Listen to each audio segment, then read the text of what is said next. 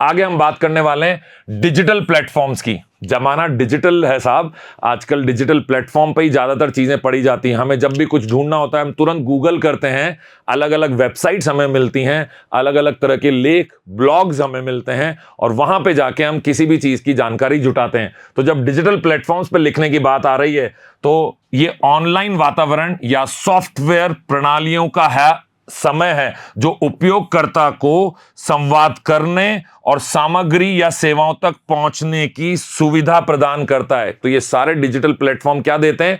आपको सुविधा देते हैं। वो किताब आप हर वक्त अपने साथ लेके नहीं चल सकते, लेकिन अगर आपके पास अपना मोबाइल है या आप किसी जगह से किसी भी कंप्यूटर को इस्तेमाल में ले सकते हैं, तो आप एक डिजिटल किताब को दुनिया के किसी भी कोने में वहां से इस्तेमाल किया जा सकता है। इसीलिए आजकल डिजिटल प्लेटफॉर्म्स बड़े ही ज्यादा उपयोगी साबित हो रहे हैं।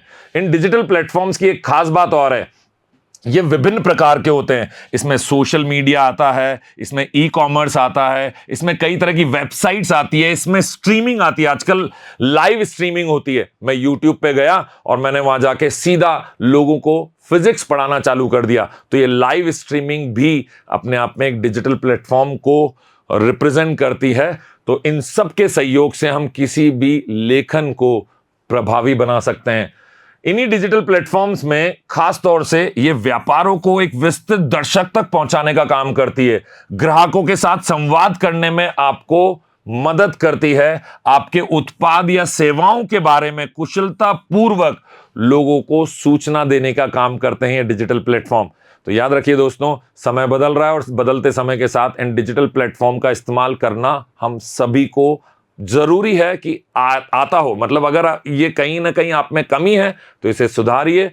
मोबाइल फोन हो या कंप्यूटर हो, इसके माध्यम से आप इन डिजिटल प्लेटफॉर्म्स का फायदा उठा सकते हैं, इनका उपयोग कर सकते हैं।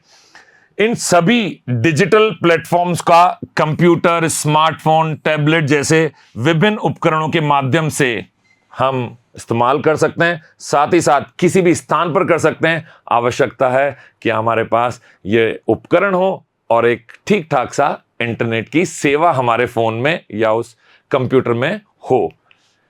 जब मैं बात करता हूं डिजिटल प्लेटफॉर्म की, तो आजकल के जो नया युग है इसमें संवाद में आपको सहयोग देता है डिजिटल प्लेटफॉर्म। व्यापार करने के तरीकों में बदलाव आ गया है इन डिजिटल प्लेटफॉर्म के माध्यम से। आपने अमेज़न से जाके कभी ना कभी कोई सामान जरूर खरीदा होगा। तो अगर ये डिजिटल प्लेटफॉर्म ना हो तो वहां पर आप कोई भी सामग्री ना तो लिख पाएंगे, ना समझा पाएंगे, ना कोई आपकी चीज को खरीद पाएगा। तो आज का युग है इन सभी चीजों के बारे में। फिर बात आती है डॉक्यूमेंटेशन की। डॉक्यूमेंटेशन जिसे प्रलेखन भी कहते हैं। अब किन चीजों का रिकॉर्ड हमें रखना पड़ता है, डॉक्यूमेंट करना पड़ता है, वो हम इसमें समझेंगे। तो सबसे पहले समझें, विभिन्न उद्देश्य हैं हमारे जिसके लिए हम रिकॉर्ड रख रहे हैं या लिखित सामग्री का निर्माण कर रहे हैं, उसका संगठन कर रहे हैं और उसका रख रखाव भी डॉक्यूमेंटेशन या प्रलेखन का मुख्य हिस्सा है। समझते हैं इस चीज को थोड़ी गहराई से। प्रलेखन उपयोगकर्ता, जो भी हमारा डॉक्यूमेंटेशन है वो उपयोगकर्ता को एक मैनुअल देता है जिससे कि वो जान पाए कि किस समय पे क्या कार्यवाही करनी है या क्या कार्यवाही की गई थी। तो ये अपने आप में तकनीकी जितनी भी हमारी निर्देशिकाएं हैं, इंस्ट्रक्शंस जिनको हम बोलते हैं, उन निर्देशिकाओं की रिपोर्ट बनाने में, प्रक्रिया में और दिशा निर्देशों को निर्धारित करने में बड़ा ही महत्वपूर्ण रोल अदा करता है। डॉक्यूमेंटेशन की एक खास चीज जो हमें समझ में आती है वो ये है कि ये उपयोगकर्ताओं या किसी भी कंपनी है, कोई ऑर्गेनाइजेशन है, कोई संगठन है, उसके कर्मचारियों, उसके हितधारकों के लिए संदर्भ और संवाद का साधन है। प्रलेखन प्रक्रियाओं की आवश्यकताओं, परियोजनाओं, संघर्ष, सटीकता और पारदर्शिता, इन सब चीजों में एक महत्वपूर्ण भूमिका है। समझने की कोशिश करिए कि अगर आपने कोई डॉक्यूमेंट, कोई प्रलेखन तैयार किया और आज वो तैयार किया गया और इसका इस्तेमाल 20 साल बाद भी अगर आके कोई करे तो इसको इस तरह से संगठित किया जाता है कि इसमें जितनी भी सूचनाएं हैं वो सिलसिलेवार, एक के बाद एक, स्टेप बाय स्टेप सबको पूर्ण तरीके से मिल सके और ये समझा जा सके कि किसी कार्य को करने की प्रक्रिया क्या है।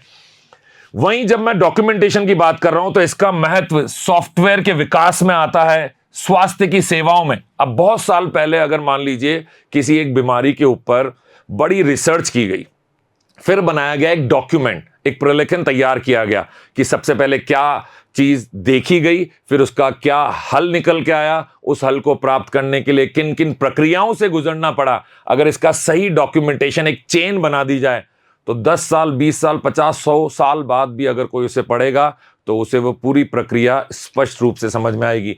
तो लिखने में जो एक खास प्रक्रिया है डॉक्यूमेंटेशन की, ये बड़ी ही विशिष्ट है। जब हम बात कर रहे हैं रिटन कम्युनिकेशन की, तो रिटन कम्युनिकेशन की एक खास बात है वैश्विक पहुंच। वैसे तो आजकल मौखिक कम्युनिकेशन की भी एक ग्लोबल रीच या वैश्विक पहुंच हो गई है। कैसे? अगर मैं एक वीडियो रिकॉर्ड कर लूं और इसे किसी चैनल पर डाल दूं, मेरे चैनल पे या यूट्यूब चैनल पे, तो उस जगह पे अब सालों साल कोई भी इसे देख सकता है और दुनिया के किसी भी कोने में इसे देख सकता है। लेकिन जब हम कोई चीज लिखते हैं, चाहे वो इंटरनेट पे लिखें, चाहे किताबों में लिखें, वो किताब कहीं पे भी पहुंचाई जा सकती है। जब हम मौखिक तौर पे, आम तौर पे जब दो लोग आपस में बात करते हैं तो इसकी कोई ग्लोबल रीच नहीं है। लेकिन जब हम वीडियो बना लेते हैं या हम कोई किताब लिख लेते हैं, कोई डॉक्यूमेंट तैयार कर लेते हैं, तो इसकी एक वैश्विक रीच, मतलब एक वैश्विक पहुंच होती है। तो ये किसी भी ग्राहक तक, दर्शक तक, किसी भी उपयोगकर्ता तक, अनंत जगह तक ये पहुंच सकता है। दुनिया के किसी भी कोने में इसका इस्तेमाल किया जा सकता है।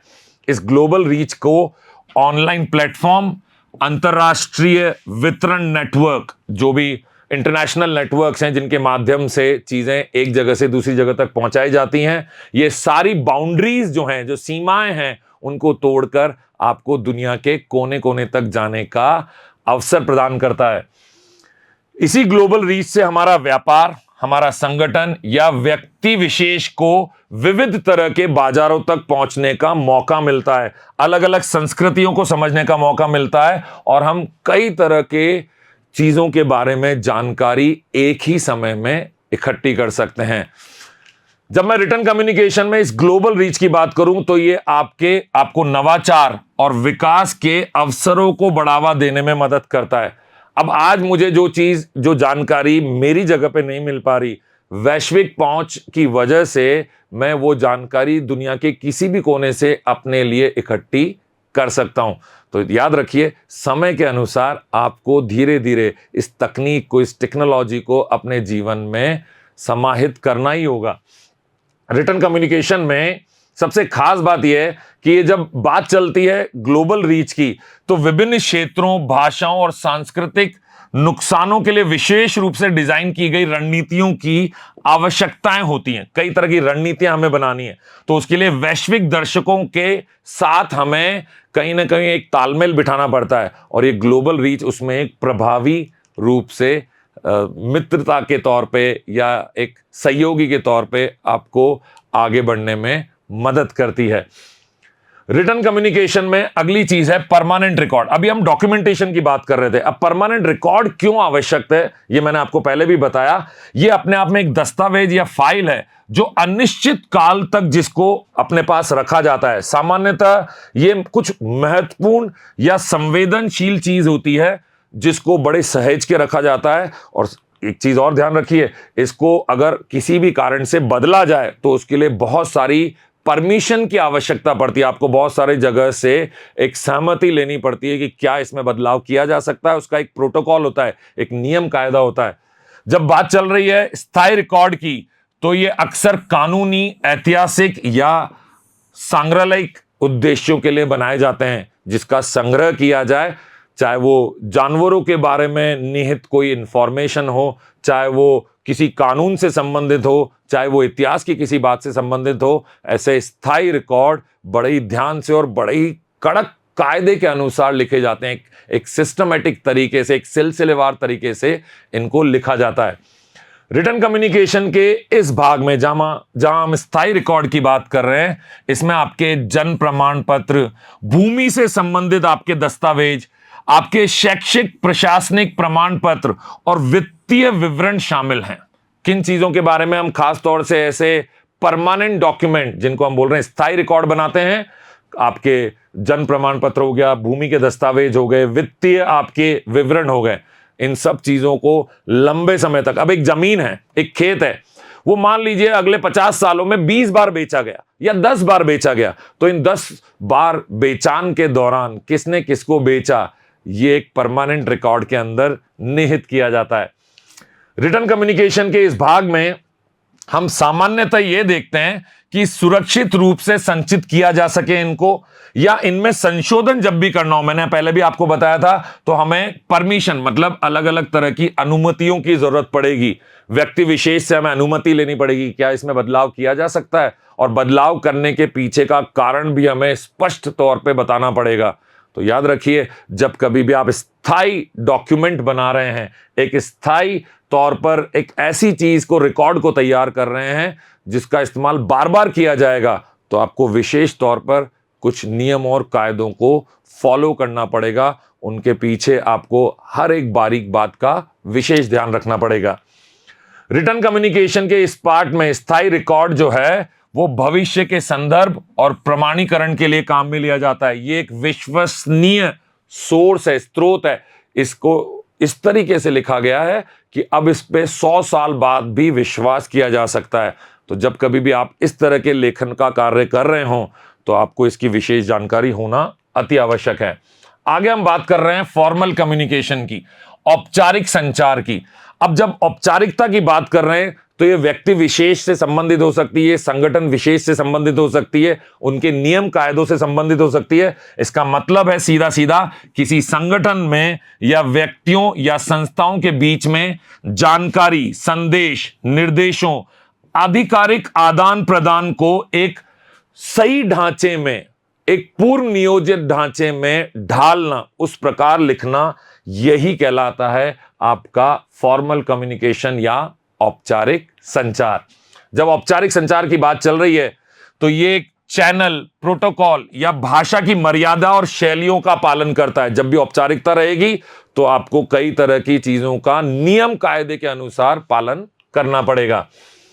आमतौर पर इसका उपयोग अक्सर जो लोग हैं वो आधिकारिक घोषणाओं, रिपोर्ट बनाने में, बैठक में कुछ मेमोज बनाए जाते हैं। मतलब हमने एक काम किया, उसका सीधा सीधा ये तरीका हमने बनाया, अब ये काम आगे भी इसी प्रकार किया जाएगा। ये सब कुछ जो है ये हमारा जो डॉक्यूमेंट तैयार हुआ इसकी औपचारिकता के निर्धारण पर ही निर्भर करता है। फॉर्मल कम्युनिकेशन या औपचारिक संचार में जानकारी पहुंचाने में स्पष्टता, सटीकता, जवाबदेही का सुनिश्चित होना अति आवश्यक है। आप जवाबदेह हैं क्योंकि आप फॉर्मल कम्युनिकेशन में किसी को संबोधित कर रहे हैं, उसके सम्मान का ध्यान रखना, उस प्रोटोकॉल का ध्यान रखना अति आवश्यक है। यहीं जब हम बात कर रहे हैं इस फॉर्मल कम्युनिकेशन की, तो यह विशेष रूप से वर्गीकृत संगठनों, पेशेवर सेटिंग्स, जैसा मैंने पहले भी आपको बताया था, आप किस तरह के व्यवसाय में, किस तरह के कार्य से जुड़े हुए हैं, हर कार्य की अपनी औपचारिकता है। ये बड़ी महत्वपूर्ण है। ये प्राधिकरण और जिम्मेदारी को स्पष्ट रेखाएं, ये स्पष्ट तौर पे बताती है कि ये काम यहां तक सही है, इसके आगे गलत है। तो वो स्पष्ट रेखाओं का निर्धारण इन औपचारिकताओं के माध्यम से किया जाता है। अब औपचारिक संचार के बाद हमें लिखित संचार में एक और तत्व को समझना पड़ेगा जिसे हम बोलते हैं समय का लचीलापन, या अंग्रेजी में बोलेंगे टाइम फ्लेक्सिबिलिटी। अब क्यों चाहिए समय का लचीलापन? ये कभी कभी बदलती हुई परिस्थितियों के लिए चाहिए, कई बार हमें समय समय पर कोई अंतिम तिथियों में बदलाव होता है, इसके लिए चाहिए, या किसी व्यक्ति विशेष की क्षमताओं के अनुसार भी हमें समय के लचीलेपन की आवश्यकता पड़ती है। इसे थोड़ा और गहराई से समझते हैं। जब बात चल रही है टाइम फ्लेक्सिबिलिटी या समय की लचीलापन होने के बारे में, मतलब उसमें अपन ने कहीं ना कहीं एक छूट दे रखी है कि समय के अनुसार आप इसको घर से कार्य कर सकते हैं, दूर कहीं आप बैठे हुए हैं वहां से अपना कार्य कर सकते हैं। आप आंशिक तौर पे, जिसको पार्ट टाइम जॉब बोलते हैं, आंशिक तौर पे भी इसको कर सकते हैं। वीकेंड्स पे, शनिवार रविवार को ये कार्य कर सकते हैं। तो ये एक लचीलापन है, ये एक सहयोग की भावनाओं को दिखा रहा है। ये उस परिस्थिति के अनुसार किया जा सकता है जब आपको किसी कार्य के लिए एक समय सीमा निर्धारित करनी हो।